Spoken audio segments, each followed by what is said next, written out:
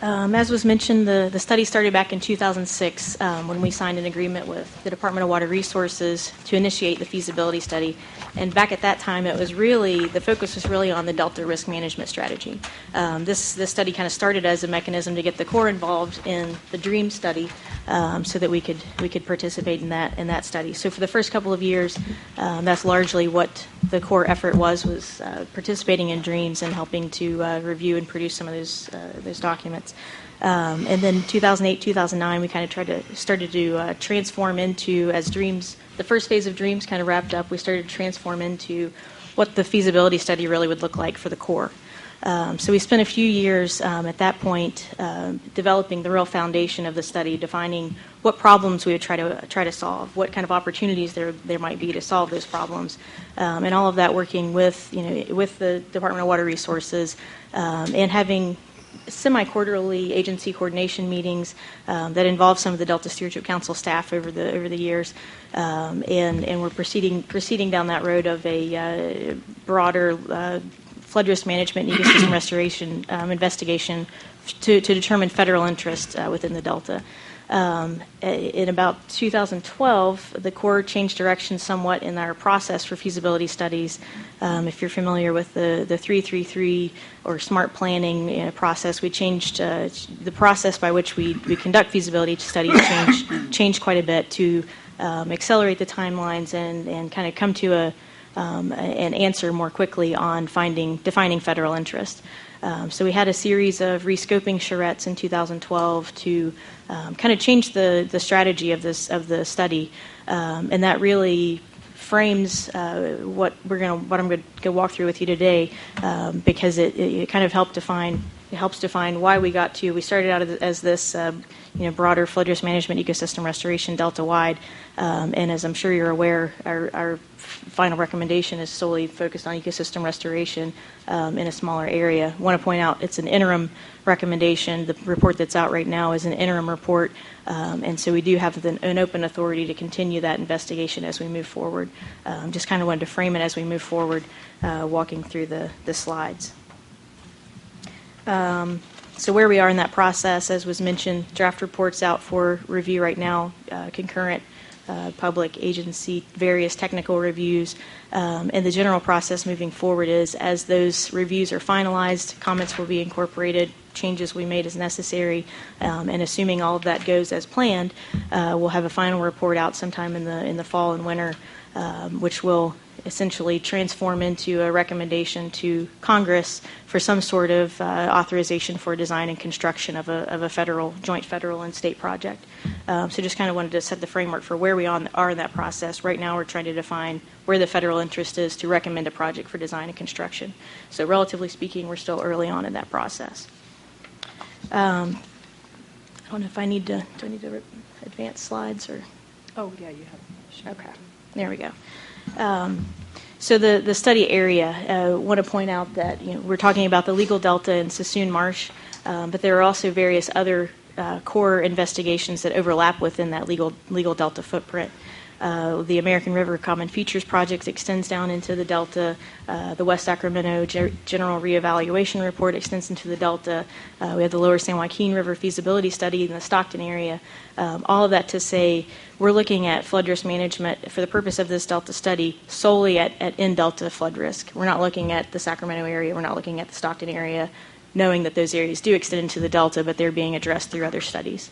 Kind of important to point out because the flood risk management analysis is really focused solely on risk to life and property within the Delta. As was mentioned, we're not looking at water supply. It's not a water supply investigation. The flood risk management benefits that we're going to talk about are solely in Delta flood risk benefits, benefit categories as in what would be protected through some sort of levee improvement project, say. And the other key point to kind of point out in the beginning is our ecosystem restoration analysis is focused on areas that are not considered by other investigations.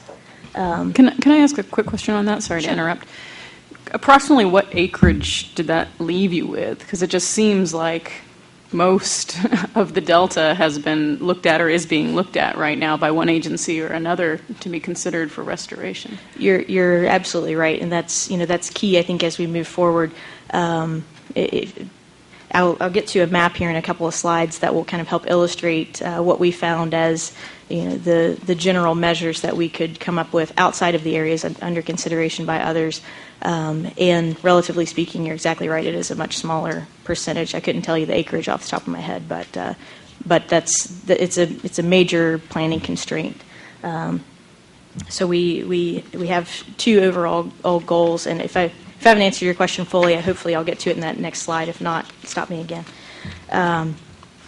So we have two overarching goals that I think are very much in alignment with what most everybody else would like for the Delta. Restore sustainable ecosystem functions, improve flood risk management, kind of generally in line with what other folks are wanting as well. Our planning constraints are really where we start to define those limiting factors that you're hitting on.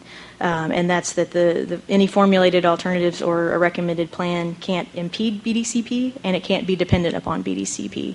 And that was really by design. The intent was we're approaching this as an interim report. Let's get to some sort of way that we can add value in a world of uncertainty where if we're looking at a feasibility report out in a year from now, 2 years from that point, let's find a way that we can add value in light of all of this uncertainty. So we wanted to formulate something that wouldn't be dependent upon any other actions that other agencies would take, but also that wouldn't hinder. I'll skip on to the.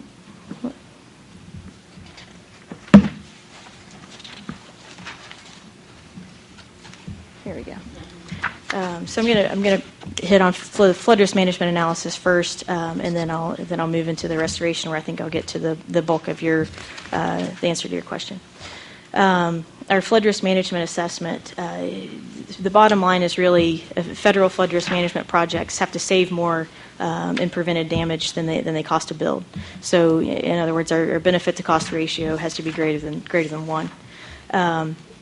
So the general process that we followed was based on the Delta Risk Management Strategy data.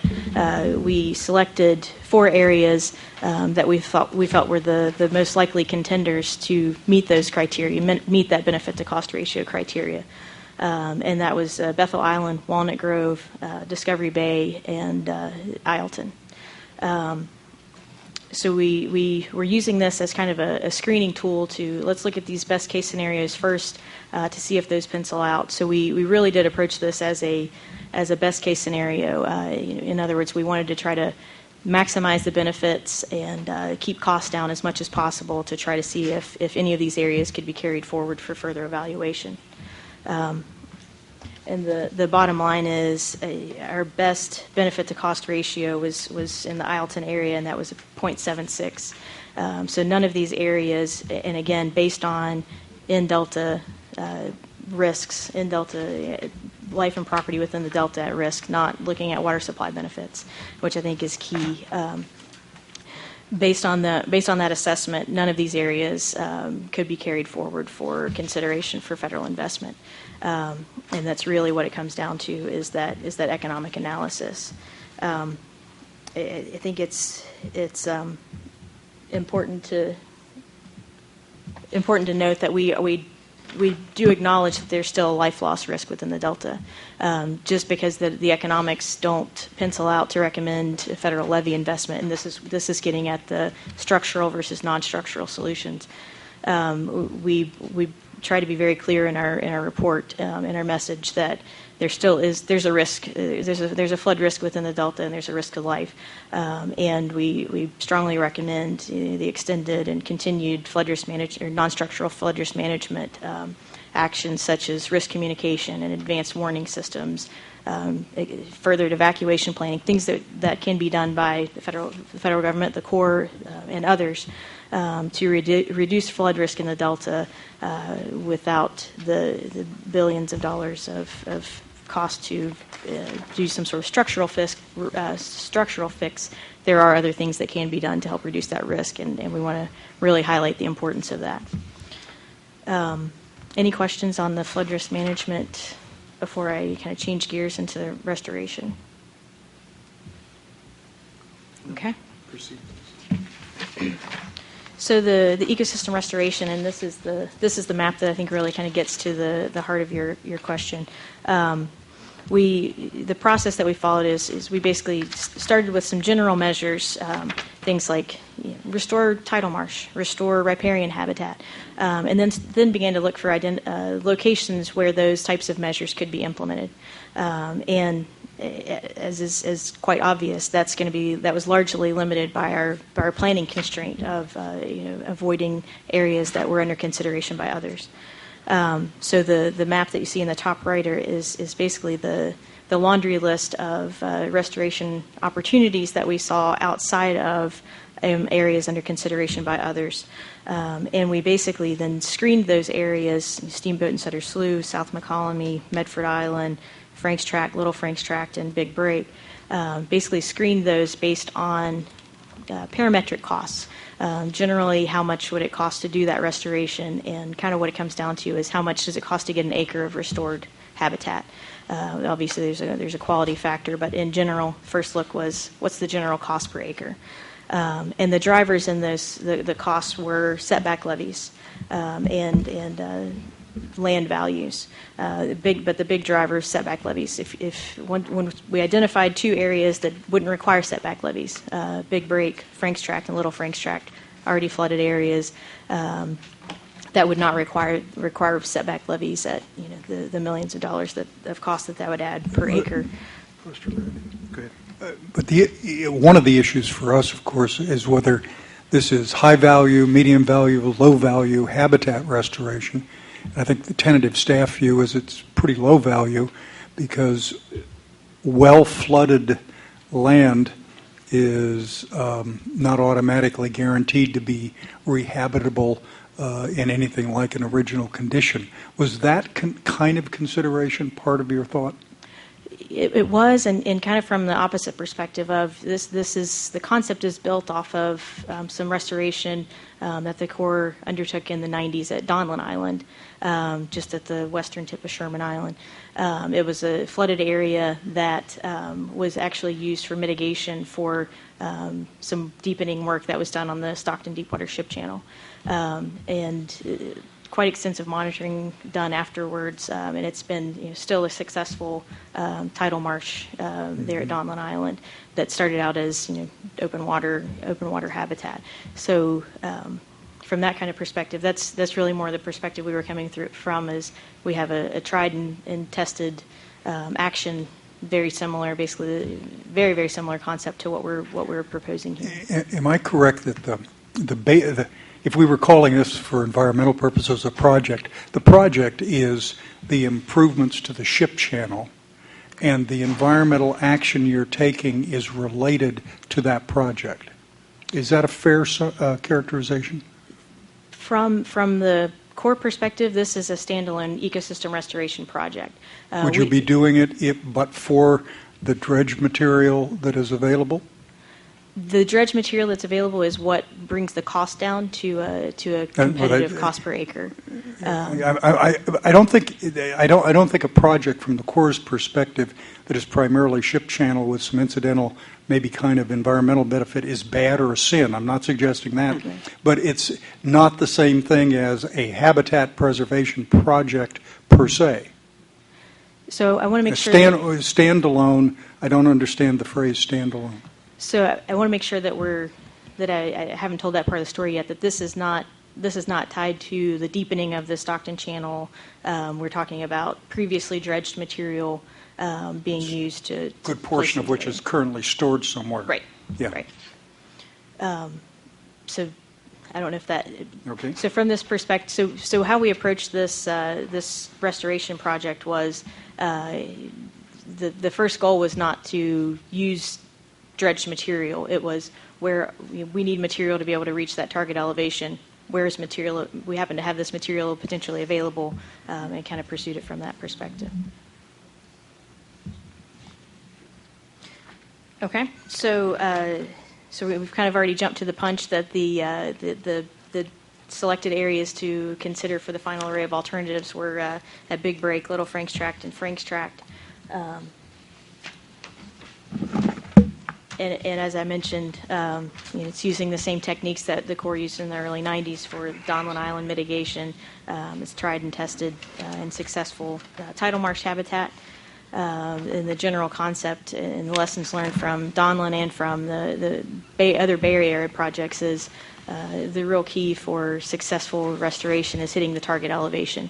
If you can bring those areas back up to the right target elevation, the vegetation and habitat seems to take off and be pretty self-sufficient.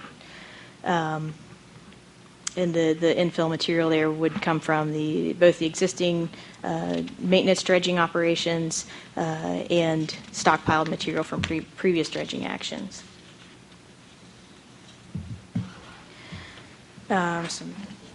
Skip to slide 9 there. So the interim recommendation is to restore about 89 acres of wetlands at a cost of about $29 million. And that really comes down to how much fill material is available at a palatable enough cost per acre to recommend federal investment. We did look at other fill material options, and really once you run out of that available fill material, you're talking about trucking and barging material in from unknown sources, other stockpiles, and that's when the cost per acre really gets to be unreasonable. Looks like we've. So that really is in my mind what gets us back to the link to the navigation project is just the cost driver and the fact that we have this available fill material that can make this a reasonable cost range type project. I think one of the other keys is it's an area that obviously doesn't affect land use. We're not taking agricultural lands out of production to restore. It's kind of separate from those types of actions. And we feel like the restoration would contribute to improved habitat for listed species and combat invasive species. So you're not only talking about, the core perspective would be, we have the resource agencies, seem to be in agreement that this would be, would add value from a restoration perspective, and it also does combat invasive species because these open water areas are largely home to invasives currently. So you're going from a very degraded habitat to much higher quality native habitat. And I already hit on the scale of the recommendation is really based on the proximity of fill material. And that's where the 89 acres comes from. I'll spare you the details of all of the, how we got to those calculations. Next steps, again highlighting this is a draft report and recommendation that's currently under review, multiple reviews. We'll be revising this based on all the comments received and expect to have a final report in the fall. And the final report would be then pending approval by the Chief of Engineers. It will then be called a Chief's Report and ultimately serves as a document to make a recommendation to Congress for action. If the project were to be authorized and funded, we would anticipate that construction could start as soon as 2018. Again, that's for the Corps to do any kind of action, we have to have a non-federal sponsor that's on board and willing to cost share. Cost share for studies is usually 50-50. The cost share for design and construction is typically 65-35. So the federal government would pay 65% of the cost, pending an available non-federal sponsor. Very good. Any questions of Brooke? Then let's. I have a question. Yes, Sorry. Jessica. Can you define under consideration in the criteria for restoration programs? You said that the Corps doesn't look at any restoration areas that are already under consideration. So what does that mean exactly? So and I should clarify that's a study-specific constraint that was put in place in order to get to an interim report. That's not core policy. Okay. It's not to say that all studies operate in that way. So that was solely a constraint that was put in place to help us navigate in a world of uncertainty of what a future delta might look like. Thank you. Mm-hmm. Peter? If you don't mind, I'd just like to follow on from Jessica a little bit. So, in the Corps, do you maintain any database? Yeah, I just wondered, do you maintain any database of activities in the Delta related to restoration? I just wondered how you determined which areas were covered and which were not, because obviously some of the planning seems to cover all of the Delta and others are really focused, like yours, on a very sort of laser, your point. We don't have a database per se. We really relied on bringing in a lot of the experts that are working in the Delta. And when I say when we had in the slides that we were not considering areas that were under consideration by others, it's really focused more on Bay Delta Conservation Plan.